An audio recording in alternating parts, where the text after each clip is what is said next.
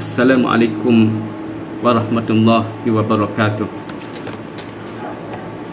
Alhamdulillahillazi arsala rasulahu bil huda wa dinil haqq yuzhirahu 'ala ad-dini kullih walau karihal musyrikun.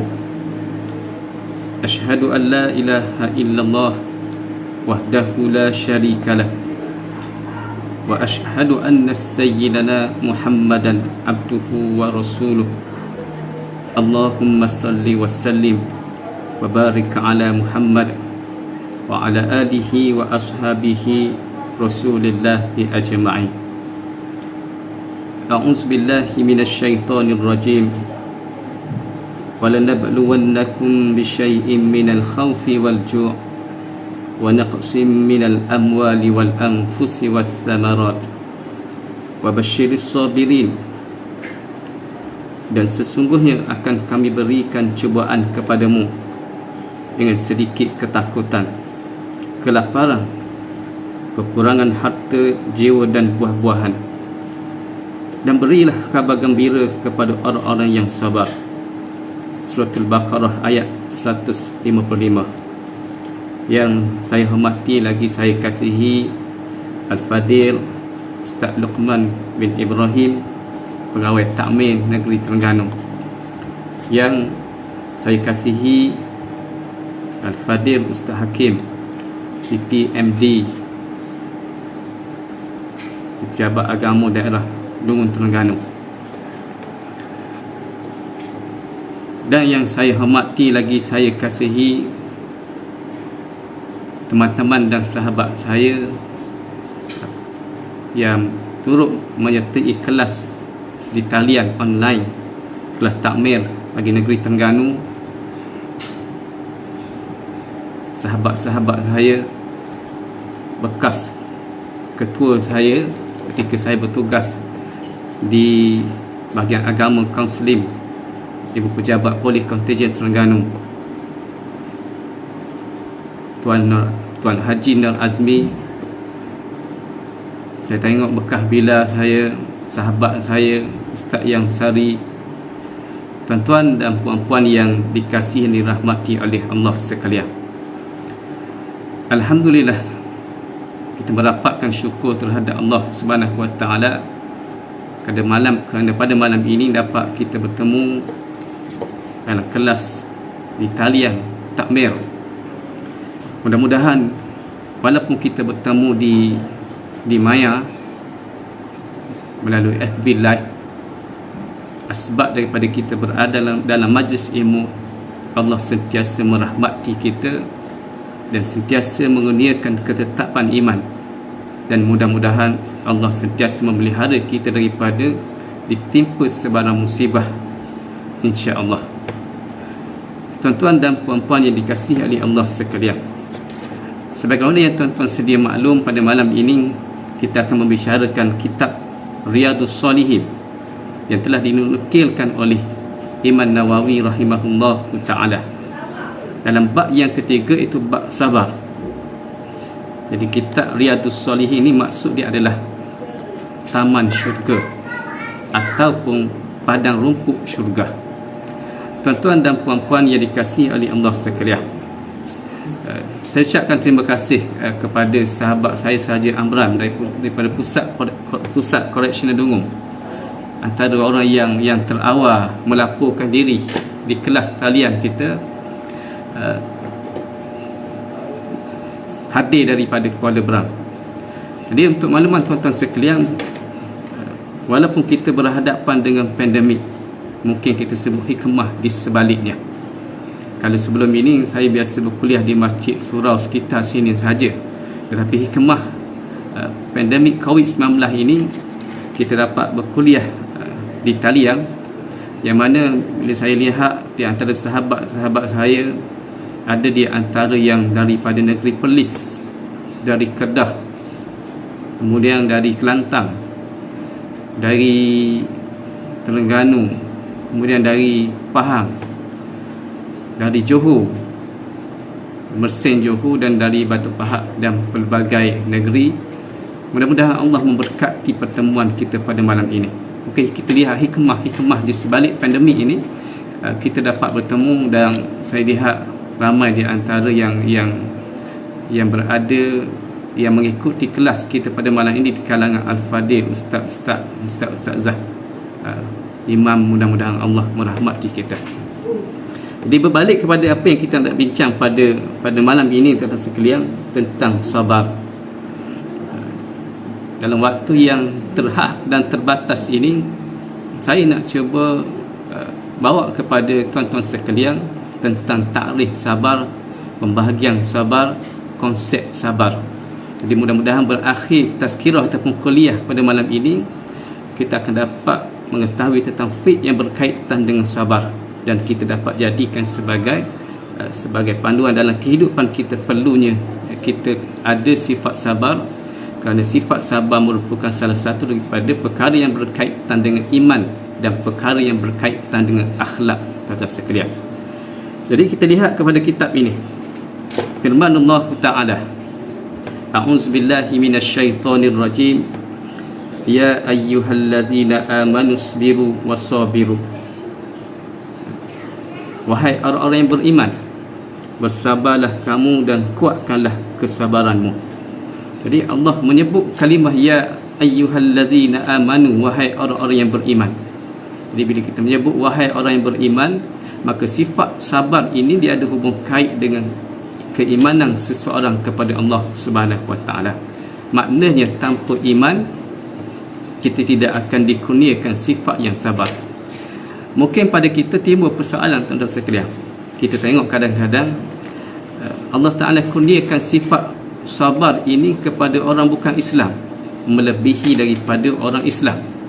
Orang Islam kita sebut kadang-kadang, kalau kita lihat, ada di antara, saya jumpa macam-macam orang, tuan-tuan sekalian, di mana kita pergi ke masjid, pergi ke surau, rajin ataupun istiqamah ke masjid ataupun ke surau, tapi dalam bab sabar kurang sabar. Kita bertemu dengan orang yang bukan Islam, walaupun dia ni tidak ada iman, tetapi akhlaknya dari segi bab kesabaran mengatasi orang yang beriman. Mengapa boleh berlaku begini? Jadi tuan-tuan sekalian, sebab itulah bila kita sebut sifat Allah ini Ar-Rahmanir Rahim, Allah lah yang maha pemurah lagi maha mengasihani.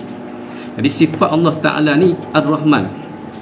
Sifat Ar-Rahman Allah ni yang maha pemurah, Ar-Rahim.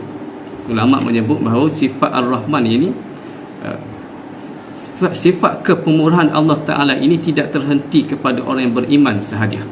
Kepemurahan Allah Ta'ala ini kadang-kadang Allah Ta'ala berikan kepada orang Islam, orang bukan Islam, hatta kepada haiwan binatang ternakan dan seumpamanya. Terima kasih kepada Pok Dogo. Pok Dogo pun ada pada malam ini. Pok Dogo, gelaran je Pok Dogo ni. Jadi mudah-mudahan Allah Ta'ala kurniakan kesabaran yang tinggi kepada Pok Dogo. Tuan-tuan dan puan-puan yang dikasihi oleh Allah sekalian. Jadi balik kepada apa yang saya sebut tadi, kenapa Allah Ta'ala berikan kepada orang yang beriman ini, orang yang tidak beriman ini, sifat sabar yang ada kalanya mengatasi orang-orang orang Islam. Ini menandakan kepemurahan Allah Ta'ala. Sebab itulah kita lihat, tuan-tuan sekalian, kalau kita bersahabat dengan orang bukan Islam, orang yang bukan Islam yang tinggi kesabaran dia, kita lihat kadang-kadang ramai orang memuji dia. Ramai yang kalau dia bekerja ni kadang-kadang mudah naik pangkat sebab doa daripada orang-orang Islam. Dia si fulan bin si fulan, bos aku, ketua aku ni baik. Jadi walaupun dia ni bukan Islam, bangsa India, bangsa Cina kita sebut, tapi dia sabar, tak pernah dengar dia memarahi orang. Allah kurniakan kepada dia sabar tadi tu di atas dunia, di mana disebabkan dia ni sabar, kita akan lihat rezeki dia ni murah. Kalau dia ada pangkat, dia akan cepat naik pangkat. Tapi orang yang bukan Islam ni, walaupun Allah Ta'ala kurniakan sifat kepemurahan Allah Ta'ala, dia ni dipuji orang, naik pangkat, murah rezeki dan seumpamanya, bila dia meninggal nanti, bila meninggal dalam keadaan tidak beriman, dia akan diazab, diseksa di dalam kubur, dan di padang mahsyar dia tergolong di kalangan orang yang tidak beriman. Begitulah pemurahnya Allah Ta'ala. Balik kepada orang yang beriman ini, yang kita nak belajar tentang sifat sabar ini, mudah-mudahan bila kita dapat memahami konsep sabar, insya-Allah sabar kita ini mengatasi sabar orang bukan Islam. Kerana malu, sepatutnya kita malu, orang bukan Islam lebih sabar daripada orang Islam, tuan-tuan sekalian. Jadi kalau kita melihat kepada ayat yang seterusnya, وَلَنَبْلُوَنَّكُمْ بِشَيْءٍ مِّنَ الْخَوْفِ وَالْجُوعِ وَنَقْصٍ مِّنَ الْأَمْوَالِ وَالْأَنفُسِ وَالثَّمَرَاتِ وَبَشِّرِ الصَّابِرِينَ. Dan sesungguhnya akan kami berikan cubaan kepadamu dengan sedikit ketakutan, dengan sedikit kelaparan, kekurangan harta, jiwa dan buah-buahan, dan berilah khabar gembira kepada orang-orang yang sabar. Ini kita sebut tuan-tuan sekalian, di mana ujian yang Allah Ta'ala akan berikan kepada kita. Sedikit ketakutan, sedikit kelaparan, kita dalam keadaan takut. Kita takut kadang-kadang apa yang menimpa pada diri kita, bala musibah yang menimpa kepada diri kita. Kelaparan, takut ketika nak pergi. Kalau kita balik kepada ayat ni, takut untuk pergi ke medan perang, dibimbangkan bila pergi ke medan perang akan mati. Kelaparan, kekurangan harta, jiwa dan buah-buahan, dan berilah khabar gembira kepada orang-orang yang sabar. Sebab itulah kalau kita lihat perkataan sabar ini disebut oleh Allah Subhanahu Wa Taala melebihi daripada 90 kali, tuan-tuan sekalian. Dia ada hubung kait iman dan sabar, iman dan sabar. Jadi bila mana dia kamar dari kampung bahagia, tempat lama saya dulu di Mersing dulu. Terima kasih kerana bersama-sama kita pada malam ini. Zulkifli Mahmud, Fazli ni daripada Sepang, daripada Sepang. Balik kepada apa yang saya nak sebut di sini, bahawa tentang sifat sabar ini adalah di antara perkara yang perlu kita beri penekanan dalam hidup kita. Sebab itulah perlu kita memahami tentang sabar itu sendiri, tuan-tuan sekalian.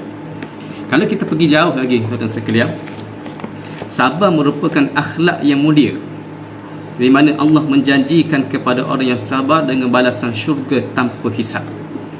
Dalil dia adalah firman Allah Ta'ala, a'udzubillahi minasyaitonir rajim, innama yuwaffas sabiruna ajrahum bighairi hisab. Sesungguhnya orang-orang yang bersabarlah sahaja yang akan disempurnakan pahala mereka dengan tidak akan dihisab. Maknanya sebab itulah dalam hal bila kita menceritakan tentang sabar ini, di mana sabar ini apabila seseorang itu diuji oleh Allah Ta'ala, sama ada diuji dengan nikmat di atas dunia ataupun diuji dengan ujian ataupun kesusahan hidup, kadang-kadang Allah Ta'ala nak memberi pahala kepada mereka ini yang diuji oleh Allah Ta'ala.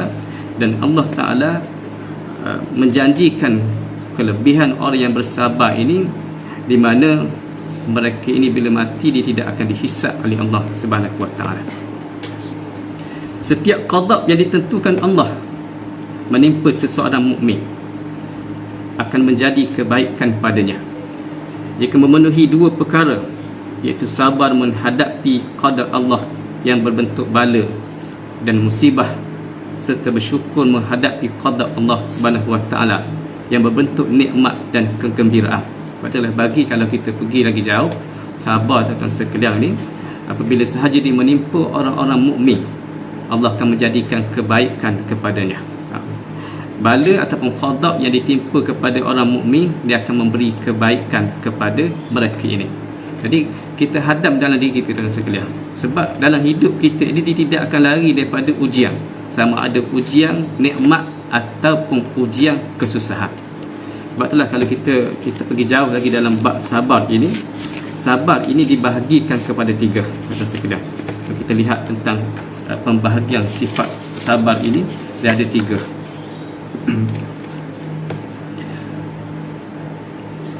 Di mana sabar ini merupakan salah satu daripada tangga-tangga ibadah menurut ahli sunnah wal jamaah. Bahkan ia merupakan darjat dan tangga ibadah yang paling agung. Jadi kita cerita tentang sabar ni merupakan tangga-tangga ibadah yang juga merupakan tangga yang paling agung yang telah dikurniakan oleh Allah Subhanahu Wa Taala. Allah menyebut perkataan sabar, macam saya sebut tadi, melebihi 90 kali. Dan pembahagian sabar ini dia ada 3 atas sekian. Yang pertama, sabar terhadap ketaatan. Mungkin selama ni bila kita sebut sabar ini, sabar bila ditimpa oleh musibah semata-mata. Sedangkan dalam Islam, pembahagian sabar, darjat sabar yang pertama adalah sabar terhadap ketaatan kepada Allah Subhanahu Wa Taala. Dan ia merupakan darjat sabar yang paling agung dalam bab ketaatan kepada Allah Taala. Mungkin sebelum ini, kalaulah kita ni tidak diberi pendedahan tentang sifat, tentang pencerahan terhadap sifat sabar ini, yang kita nampak sabar ini bila ditimpa penyakit, ditimpa musibah, ditimpa kesusahan dan seumpamanya. Sedangkan dalam fiqh berkaitan dengan sabar, akhlak yang berkaitan dengan sabar terhadap Allah Subhanahu Wa Taala, sabar yang paling tinggi bila mana sabar dalam melakukan ketaatan kepada Allah Subhanahu Wa Taala. Kalau kita lihat tuan-tuan, puan-puan, hadirin hadirat yang dikasihi oleh Allah sekalian, kita lihat bagaimana yang berlaku kepada Nabi Allah Ibrahim alaihissalam. Nabi Allah Ibrahim alaihissalam diutuskan untuk menentang kezaliman Raja Namrud, yang mana di mana raja ini telah kufur kepada Allah Subhanahu Wa Taala. Oleh kerana itu, Nabi Allah Ibrahim alaihissalam telah diperintahkan oleh Allah Taala supaya berdakwah kepada raja ini, supaya mengesakan Allah Subhanahu Wa Taala. Sehinggalah Nabi Allah Ibrahim alaihissalam ini telah ditangkap kemudian dibakar. Kalau kita baca dalam kisah Qasasul Anbiya, saya tidak berhajat nak panjangkan cerita kisah Nabi Ibrahim alaihissalam. Cuma saya nak memetik daripada sudut sifat sabar Nabi Allah Ibrahim alaihissalam. Maka kesabaran yang tinggi yang dimiliki oleh Nabi Allah Ibrahim alaihissalam, sehinggalah Nabi Allah Ibrahim alaihissalam sanggup berdakwah walaupun batang tubuhnya menjadi galang ganti, kemudian disakiti, dibakar, sehinggalah dikategorikan sebagai mukjizat yang dikurniakan oleh Allah Taala kepada Nabi Allah Ibrahim alaihissalam. Kita lihat juga Nabi Musa alaihissalam menentang Firaun, berdakwah kepada Firaun tanpa kesabaran. Kita katakan bahawa Nabi Musa ini tidak berjaya untuk berdakwah kepada Firaun laknatullah.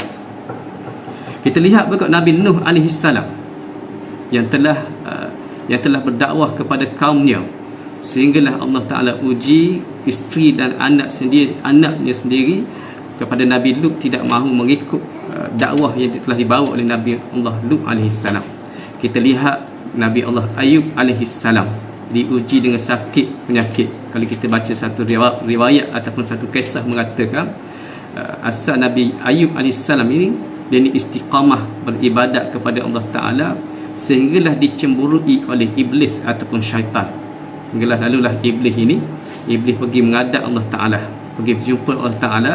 Dan ketika itu kita lihat bahawa kalau sebelum diutuskan Nabi Muhammad sallallahu alaihi wasallam, di mana syaitan ini ataupun jin dia boleh mengintai rahsia di langit, kecuali selepas diutuskan Nabi Muhammad, lalu iblis ataupun jin ini tidak boleh mengintai rahsia di langit. Jadi Nabi Ayub alaihissalam ini sentiasa dipuji oleh para malaikat di langit, yang menyebabkan Nabi Ayub alaihissalam ini dicemburui oleh iblis. Maka iblis telah minta izin kepada Allah Taala supaya datang menguji Nabi Ayub alaihissalam. Maka saya ringkaskan cerita dia. Ada riwayat yang mengatakan ketika Nabi Ayub alaihissalam sedang bersujud, maka iblis telah meniupkan satu racun yang masuk ketika Nabi Ayub alaihissalam solat, hinggalah berlakunya penyakit yang tidak ada penawar ketika itu. Tapi bagaimana kita lihat tindakan Nabi Ayub alaihissalam.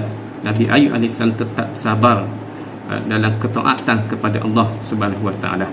Jadi kalau kita lihat, sebenarnya kalau kita nak ambil pada hari ini, kita masih lagi diambang menyambut kemerdekaan yang ke-64 kata sekalian.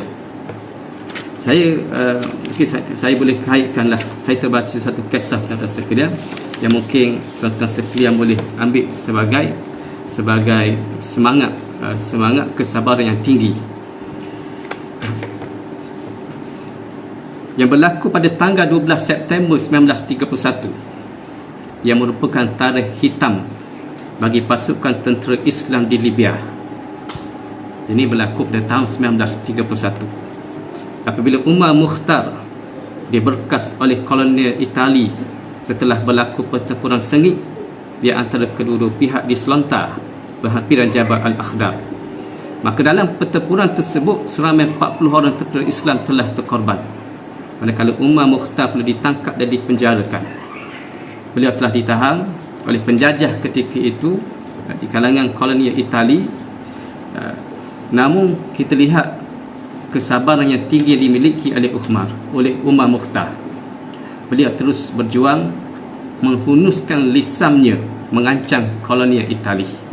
Apa kata sekalian kalau kita lihat apa ungkapan daripada Umar Mukhtar? Saufa ta'til ajyalu min ba'di tuqatilukum amma ana fahayati saufa takun atwala min hayati syaniqi.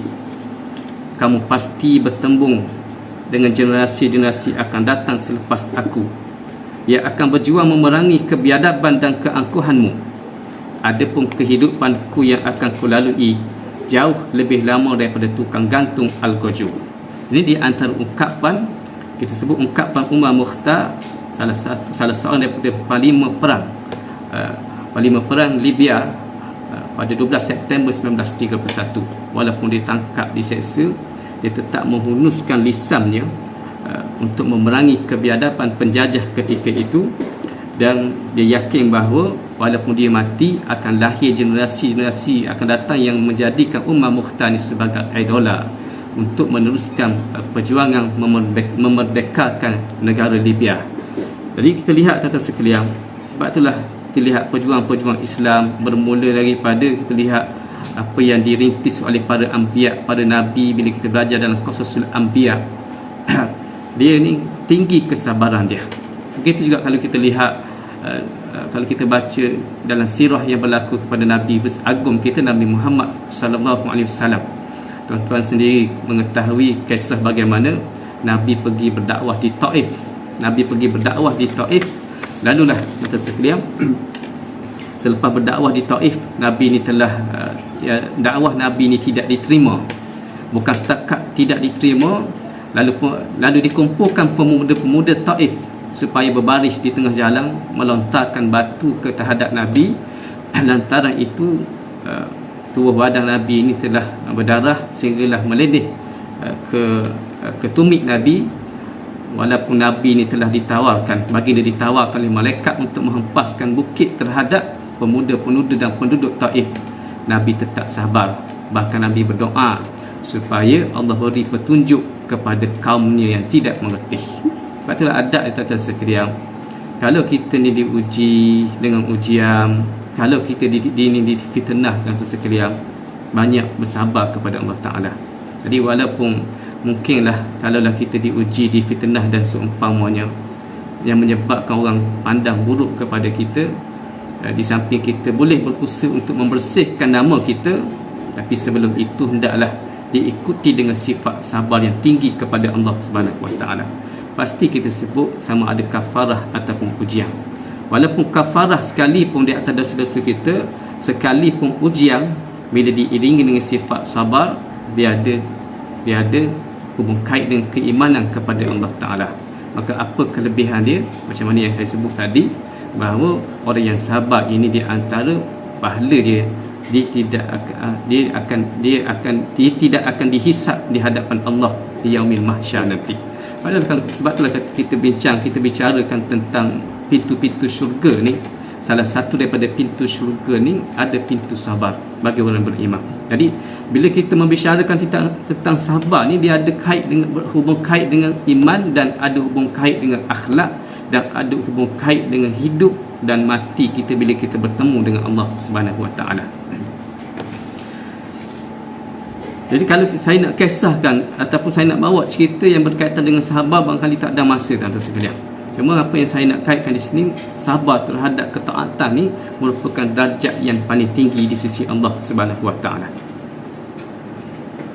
Saya teringat tuan-tuan sekalian, dalam keadaan kadang-kadang kita lihat Allah nak beri hidayah, nak beri petunjuk kepada kita ni melalui orang lain.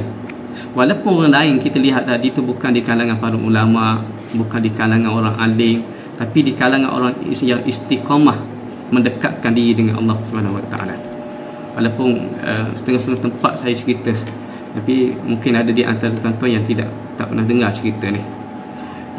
Sebab tu saya bertugas di Ibu Pejabat Polis Daerah Mersing. Saya bertugas di Mersing 6 tahun dulu tuan-tuan sekalian. Saya selalu ulang-alik pergi ke masjid.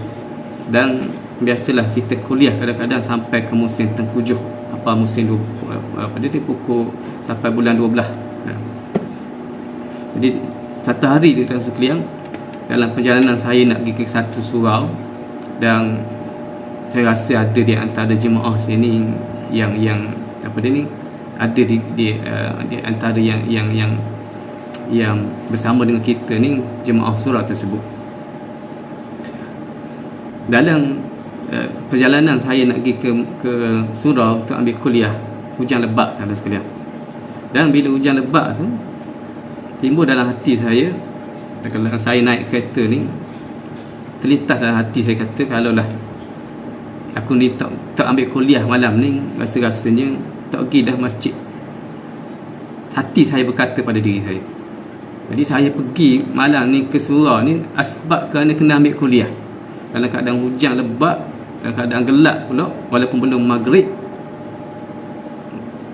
saya pergi kerana semata-mata nak ambil kuliah. Sebab tu kadang-kadang kalau kita ni kata sekalian sentiasa menghubungkan diri kita dengan Allah Ta'ala. Bukan maksud saya nak bagi tahu saya baik, tapi saya cuba amal apa yang saya ajar, apa yang saya kongsi ilmu kepada orang lain. Kadang-kadang apa yang berlaku pada kita walaupun bukan tak keluar daripada mulut kita, cuma terdetik dalam hati kita. Saya kata kalaulah tidak disebabkan malam ni aku ambil kuliah, aku tak rasa-rasanya aku berat nak pergi ke surau ni, sebab hujan lebat, keadaan hujan, keadaan gelap. Tiba-tiba saya dapati ada seorang pakcik tu naik motor sekalian. Dan saya kenal pakcik ni dalam keadaan hujan lebat, dalam keadaan pakai baju hujan separuh, bawah tu basah, seluar dia basah. Dan saya kenal pakcik ni tuan-tuan sekalian, malam ni tuah jebak pun ada ke. Cucu kasturi tak ada. Biasa ada cucu kasturi. Sama mengikuti kelas online tuah jebak. Tuah jebak ni bukan dari Melaka rasanya, dari Pengadaan Baru. Balik pada cerita tadi, dalam keadaan hati saya berkata-kata tadi, tiba-tiba saya tengok seorang pakcik ni naik motor dalam keadaan hujan lebat, pakai baju hujan separuh. Yang memang dia turun daripada rumah ni dalam keadaan orang kata hujan dah turun.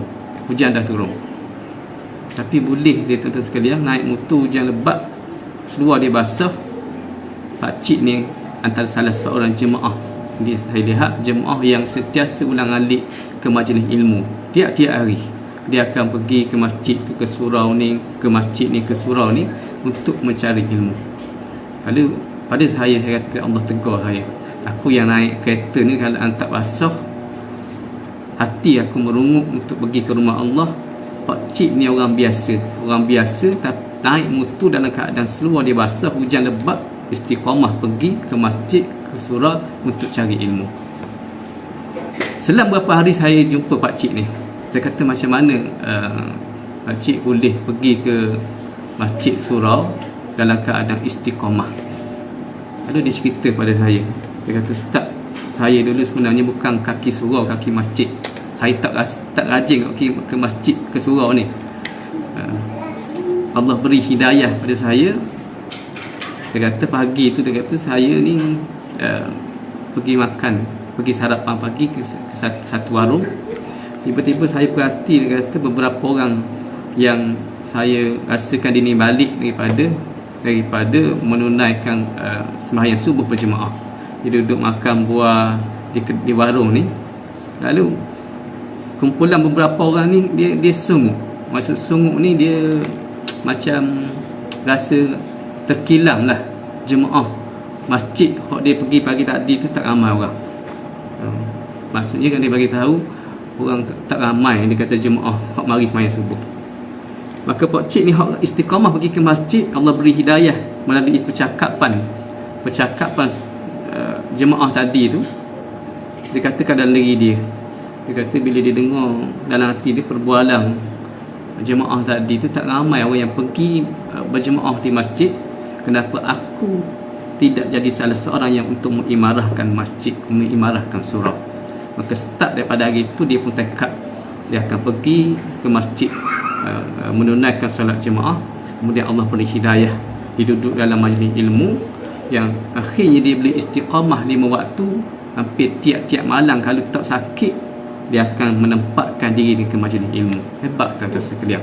Walaupun orang ni orang biasa. Apa maksud saya? Apa mesej saya nak kongsi tuan-tuan sekalian?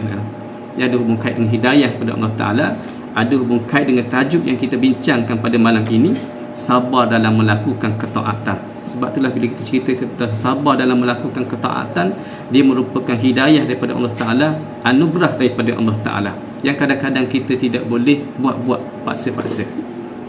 Sebagai contoh tuan-tuan sekalian, kalaulah kita ni boleh bangun sembahyang subuh secara berjemaah, ini merupakan kita sebut anugerah hidayah daripada Allah Ta'ala. Tanpa ada sifat sabar, nescaya kita tidak akan istiqamah untuk melakukan ketaatan kepada Allah Subhanahu Wa Ta'ala. Selina untuk suara perlahan.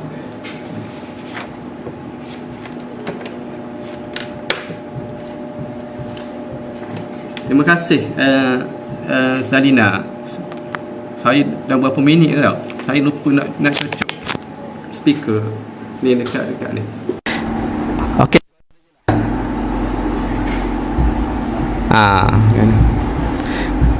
Tuah jebak daripada tadi tak tegur.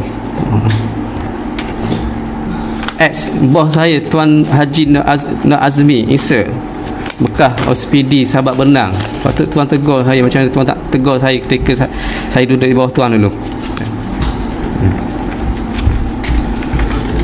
Okey, boleh jelas suara?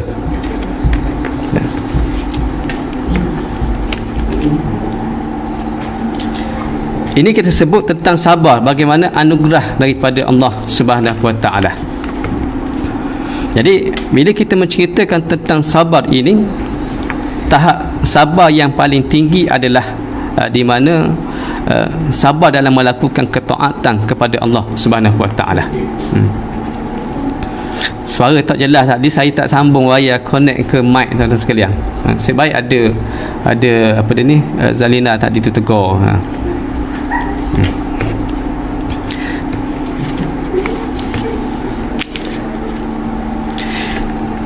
Okey, sebab itulah kita melihat hari ini, kita melihat sabar bukan sahaja dimiliki oleh orang yang beriman dan bertakwa, bahkan juga orang-orang yang fasik dan zalim.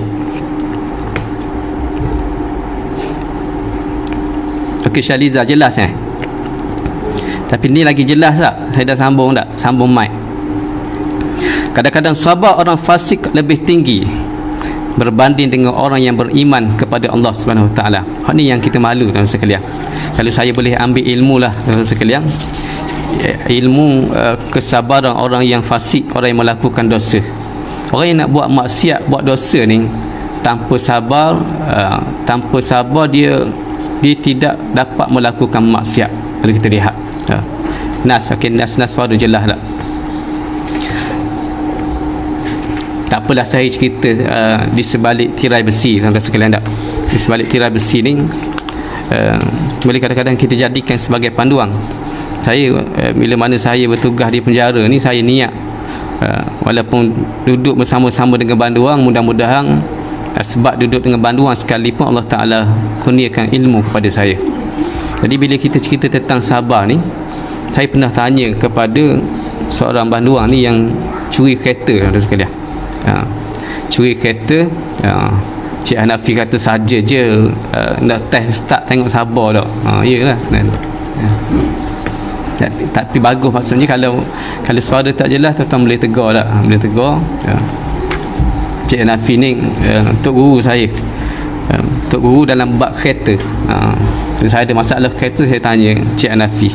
Jadi tak salah kita berguru, sama ada ilmu berkaitan dunia ataupun ilmu berkaitan dengan akhirat. Tapi dalam Islam ni dua-dua ni dia akan jadi dunia dan akhirat. Jadi balik kepada saya tanya seorang banduan ni, macam mana awak curi kereta? Maka banduan ni dia kata nak ajar pun takut ajar ilmu tak molek tak, dia kata. Saya kata bukan saya nak curi, cuma kalau ajar paling tidak saya kata saya tahu, saya standby bagaimana saya nak jaga keselamatan kereta saya. Dan dia mencuri kereta ni, dia curi seorang diri. Maksud curi seorang diri, dia tak ada gang, dia buat seorang je. Sebab dia kata kalau dapat curi seorang diri ni, dia kata lumayan sikit. Kalau ramai-ramai, dia kata kena bagi, kalau setakat sebiji kereta terjual 4,000, bagi 4-5 orang, berapa sen dapat. Maka dia kata cara dia curi ni, di mana dia set masa lebih kurang paling lama 5 minit saja. Dia set 5 minit. Kalau dia berjaya, kalau tak berjaya, dia akan tinggalkan kereta tu. Proses nak curi ni sebenarnya kena banyak sabar. Maknanya antara salah satu banyak sabar ni, mata kita ni dia kena liar tengok. Tapi tak boleh cerita habis takut nanti kan saya ceritakan takut tuan-tuan test kan dosa saya pula tak. Jadi ada benda yang boleh saya cerita habis, ada benda yang tak boleh cerita habis. Tuan-tuan sekalian yang ada hadapan saya ni, saya tengok ramai di kalangan pegawai polis, yang pencen pun ada, tapi pengalaman tinggi. Ada OCPD dan sekalian, ada kita tengok pegawai kalau apa dia ni, kalau malam tu saya difahamkan SAC Tuan Haji Ghazali daripada Bukit Aman pun ada sekali. Jadi pengalaman tuan ni lagi tahu. Cuma apa saya nak kongsi ni, bila kita tanya penjenayah, bila dia nak melakukan jenayah tadi tu, sama ada curi kereta, pecah rumah, sebelum dia buat tu dia study terlebih dahulu, pergi riki tempat, dan mesti ada sifat sabar. Kalau tak ada sifat sabar, dia tidak akan berjaya. Sebab itulah kita melihat dalam hal ini, kita tak nak sabar ini dimiliki oleh orang kafir, dimiliki oleh orang bukan Islam ataupun orang fasik. Shima Zamri, SM Shima lama sebagai penolong pegawai penyiasat jenayah tak. Jangan khabar habis tak kan, dak pasal saya kena pergi siasat pula. Tak apalah kalau saya dak khabar apa dia ni, SM tak ada kerja. Sementara SM nak tukar ke Terengganu sebagai CS Haji, kita doa amin, biarlah SM banyak kerja sikit, jadi lagi banyak pahala. Gua je. Ismail daripada Batu Pahat, ni semua orang lama. Sekali dengan saya ketika saya bertugas di Batu Pahat tahun 95, yang mahir, saya tak boleh lupa kalau Ismail ni saya ni ialah selingang ialah. Waktu saya mula-mula bertugas di IPD Batu Pahat, antara orang yang memperkenalkan saya, memperkenalkan azan jejak Rasul ketika itu, Cik Yani. Okey, balik kepada apa yang kita nak bincang pada malam ini. Sabar yang pertama saya sebut, dia sabar kerana mengerjakan ketaatan kepada Allah Ta'ala. Tanpa sabar tidak mungkin kita akan istiqamah, kita akan berterusan melakukan ibadah kepada Allah Ta'ala. Kita ambil contoh, kalau kita tidak ada sifat sabar dalam bab sembahyang sekalipun, bila mana kita akad takbir, kita akan nak cepatkan habis solat kita, yang menyebabkan bacaan-bacaan dalam solat, rukun-rukun habis tunggal langgang. Sekalian. Jadi sebab tu Shima, bab tu Koganu saya suka, jadi kena banyak sabar. Sebab tu saya nak bincang bab sabar ni, sebab biasa kalau Allah uji dengan lambat, Hafkah yakin Hakim, Ustaz Hakim, sabar dalam ketaatan pada Allah, itu yang pertama. Okey lah kalau tuan-tuan boleh tangkap. Saya takut saya duduk cerita tuan-tuan tak dapat tangkap dah. Tapi yang paling penting saya nak memperingatkan diri saya. Yang pertama, sabar dalam melakukan ketaatan. Banyak kalau kita nak cerita pada malam ini tuan-tuan sekalian, begitu banyak contoh yang kita boleh buat. Sabar dalam sembahyang, sabar dalam baca Quran. Kalau kita ni baru nak belajar baca Quran tuan-tuan sekalian, tanpa sifat sabar, nescaya kita tidak akan boleh baca Quran. Orang yang mahir baca Quran sekalipun tanpa ada sifat sabar, rasanya dia tidak akan boleh meneruskan bacaan Al-Quran. Begitu melakukan amal ibadat. Sebab tu sabar ni tuan sekalian, sebab tu dikatakan sabar ni yang paling tinggi adalah sabar dalam melakukan ketaatan kepada Allah Ta'ala. Sabar, kalau saya sendiri saya boleh sebut sabar dalam keadaan nak pergi masjid surah. Ada masa saya tuan-tuan sekalian ketika nak pergi masjid time kuliah itulah kita rasa dak uruknya, rasa tak laratnya. Mungkin tuan-tuan boleh alami sendiri yang biasa pergi ke masjid, pergi ke surau, kadang-kadang time dekat maghrib, sebelum maghrib tu biasa kita pergi masjid ke surau. Nak cik pun dari Batu Pahat pernah jadi anak murid ustaz masa ustaz mengajar perket di IPD Batu Pahat. Kena Cik Habsah, suami kepada Pak Rashid, orang lama, kencing dah duduk Batu Pahat dah. Kadang-kadang sekejap je masa tu berlalu dah. InsyaAllah untuk tazkirah akan datang, saya nak, sebab tadi bila mana ada seorang di WhatsApp pada saya, dia kata ustaz baru ni, dia kata cerita berkaitan dengan mati pun tak habis lagi. Tiba-tiba malam ni ustaz ambil kuliah kitab Riyadhus Shalihin berkaitan dengan sabar. Boleh pun habis. Saya kata untuk kitab yang kita bincang sebelum ni, kita akan ada siri-siri yang berikutnya. Saya cuma nak pelbagai. Sebab tu yang pertama saya bincang kitab La Tahzam, jangan bersedih. Yang kedua, saya bincang kitab yang berkaitan dengan kematian. Dan yang ketiga saya bincang kitab Riyadhus Shalihin hadis. InsyaAllah saya akan balik semula kepada kitab La Tahzam, jangan bersedih. Sebab jangan bersedih ni dia berkaitan dengan akidah kita, berkaitan dengan akhlak kita kepada Allah Ta'ala. InsyaAllah Makcik Habsah saya akan sambung balik La Tahzam. Kitab La Tahzam ni tajuk dia yang akan datang, yang berlalu biarlah berlalu. Sebab orang lama-lama ni bila kita sebut tentang nostalgia lama-lama, biasa yang datang adalah kesedihan-kesedihan. Jadi insyaAllah satu hari nanti kalau kita ada rezeki, kita akan bincang berkaitan dengan yang berlalu biarlah berlalu. Sebab saya tengok sini ramai orang pecing-pecing tak. Orang pecing-pecing biasa bila duduk seorang-seorang mudah dilanda kesedihan. Bila ingat kepada sahabat dia, kawan dia, bagaimana Islam mengajar kepada kita untuk menguruskan emosi kita tadi, uruskan perasaan kita supaya mengabdikan diri kepada Allah Ta'ala, jangan dilayang. Okey, balik kepada sabar tuan-tuan sekalian. Sabar yang kita sebut sini adalah yang pertama tadi, sabar dalam ketaatan. Yang kedua, darjat sabar yang kedua adalah sabar terhadap kemaksiatan. Tuan-tuan boleh catat yang pertama, tahap yang pertama sabar dalam melakukan ketaatan. Yang kedua, sabar terhadap kemaksiatan. Apa maksud sabar dalam kemaksiatan? Dari syak tuan-tuan sekalian tak? Saya tak pasang. Yang lepas-lepas saya berhenti dah ni. Lama-lama takut tuan-tuan boring tak? Faizan, Alun Faizan daripada IPD Mesin Jenayah 844 nak terus ataupun nak berhenti?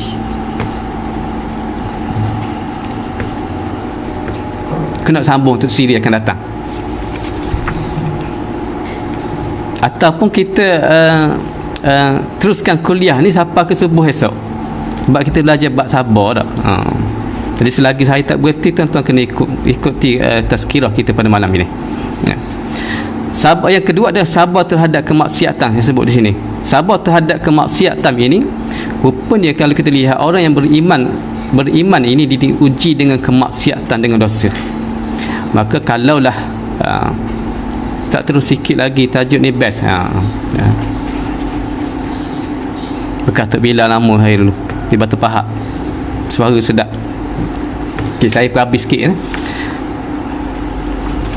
tuan-tuan dan puan-puan yang dikasihi oleh Allah sekalian, tuan-tuan ingat senang ke kita ni nak menahan diri kita daripada melakukan maksiat? Tanpa iman, tanpa sabar, nescaya kita tidak akan mampu menahan diri kita daripada melakukan maksiat. Sebab itulah kita kena ada ilmu. Ya. Dosa kita sebut terbentang luas di hadapan kita. Ya. Kalau tuan-tuan bekerja dalam pasukan misalnya, Tuan Nur Azmi ikut, insya-Allah boleh terus tuan Tuan Haji boleh terus. Oh, Ismail Pelih, bukan Batu Pahat. Ismail satu lagi. Maafkan saya daripada Pelih. Jemaah lama di Batalion 9. Bila mana kita dibentangkan dengan ujian, dengan kemaksiatan, dengan dosa, tanpa iman dan sabar, nescaya kita tidak mampu untuk mengelakkan diri kita daripada melakukan maksiat ataupun melakukan dosa. Sebab itulah saya nak bagi satu contoh sekalian. Ada seorang pegawai polis berpangkat inspektor. Waktu saya tapi tidak bertugas bersama dengan saya, dia menceritakan kepada saya, dia tanya saya waktu tu, kalau tak silap saya lebih kurang tahun 2000 lebih 2001 2002, saya lupa. Waktu saya mengendalikan kursus pengurusan etika, jaga ceramah satu tempat tu, seorang pegawai polis ni tanya, dia kata, Ustaz, dia kata dia kata ambil satu kes, jadi tak apalah, dia kata ikut prosedur dia. Bila mana saya balik ke rumah saya, dia kata saya dapat satu panggilan telefon mengatakan supaya ejah kes itu, dan ada habuang dia dalam bonet kereta saya sebanyak 15,000. Ini kita sebut rasuah lah. Rasuah. Dia kata macam mana nak buat, Ustaz? Dia kata saya tahu duit ni adalah duit rasuah supaya settlekan kes ni. Dia kata saya masih lagi ada iman, insya-Allah saya tak akan ambil duit itu. Maka saya kata, kalau tuan ada iman, tuan pulangkan balik duit itu. Ini seorang pegawai polis yang tinggi integriti dia, ada keimanan dia, dan dia ada sifat sabar dalam mengelakkan, dalam melakukan perkara maksiat. Jadi sebab itulah sabar mengelakkan daripada melakukan maksiat ni dah cukup tinggi di sisi Allah Subhanahu Wa Taala selepas ketaatan. Yang ketiga adalah sabar terhadap ketentuan dan musibah. Hak ni yang kita katakan bahawa ramai orang pegang sabar bila ditimpa ujian ataupun ditimpa musibah. Yang hakikatnya sabar ketika ditimpa ujian ataupun musibah merupakan tahap sabar yang ketiga terhadap ketentuan bala musibah daripada Allah Subhanahu Wa Taala. Oleh kerana itu, tuan-tuan sekalian, saya rasa bila kita lihat, kita tengok waktu masa pun dah lebih. InsyaAllah kalau ada masa nanti kita sambung balik pembincangan kitab ini, kitab Riyadhus Shalihin dalam bab sabar. Cuma apa yang kita dapat kongsikan pada malam ini, sabar ni ada 3. Kita lihat, mudah-mudahan kita dapat menghayati sifat sabar itu sendiri. Yang pertama, sabar dalam melakukan ketaatan kepada Allah, sabar terhadap maksiat. Yang ketiga adalah sabar dalam ketentuan musibah daripada Allah Subhanahu Wa Taala yang berbentuk bala ataupun kita sebut berbentuk ujian daripada di sisi Allah Subhanahu Wa Taala. Oleh kerana itu, tuan-tuan sekalian, sekadar ini sahaja perkongsian kita pada malam ini. Mudah-mudahan Allah Ta'ala kurniakan kesabaran kepada kita. Allah sentiasa memelihara iman kita, Allah sentiasa memelihara amal kita, serta mengurniakan kita kesabaran yang teguh agar kita dapat memelihara dan mengekalkan 2 nikmat yang paling besar dan agung ini, iaitu nikmat iman dan nikmat sabar. Hadirin hadirat yang dikasihi oleh Allah sekalian, mengakhiri tazkirah kita pada malam ini, saya nak mengajak tuan-tuan sekalian merenung kepada satu mutiara kata. Antara mutiara kata, apabila Allah tidak memberi apa yang kamu pinta, sebenarnya dia telah memberikanmu sesuatu yang lebih berharga, dan pemberian itu adalah bernama sabar. Hadirin hadirat, tuan-tuan, puan-puan sekalian, Kadang-kadang kita sentiasa meminta, merintih, memohon hajat kita. Ada masanya kita lihat Allah lambat kabulkan permintaan kita, tanpa kita sedari sebenarnya tuan-tuan sekalian, Allah hendak memberi satu nikmat. Nikmat itu dinamakan sabar. Mudah-mudahan Allah sentiasa mengurniakan kesabaran kepada kita. Rabbana afri alaina sabran wa tsabbit aqdamana wansurna 'alal qaumil kafirin.